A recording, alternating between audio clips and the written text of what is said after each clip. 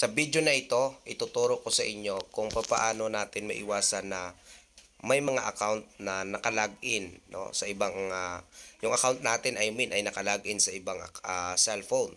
So, kasi kung minsan may yung friend ko ganito, may lumabas sa kanya na ganyan.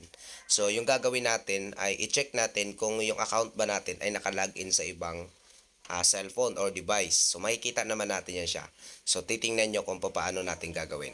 I-click itong settings, tapos punta dito sa privacy and safety. Tapos, i-click po itong end-to-end encrypted chats. Tapos, i-click po yung logins. So, kung makikita nyo po dito, nandito po naka-login yung aking Facebook account at Messenger. So, meron, ito, cellphone ko naman na isa yan. Ito, sa Chrome naman, so ibig sabihin safe yan. And A94, ito po yung aking ginagamit ngayon.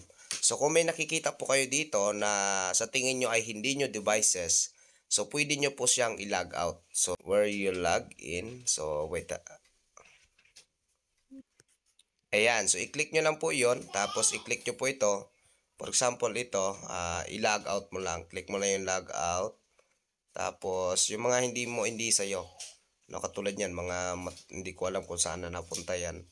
So, i-log out nyo lang po. So, yung mga alam nyo na hindi naman sa inyo devices. So, ganun lang po guys. So, kasi iwasan po natin na mayroon pong ibang account nang nakalagin sa atin ng mga unauthorized devices, no? Kasi possible na ma-restrict yung account natin.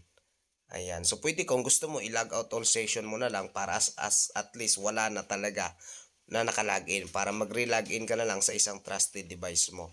So, ganun po guys yung gawin nyo. So, I hope na nasundan nyo. So, ulitin nyo na lang kung hindi nyo nasundan.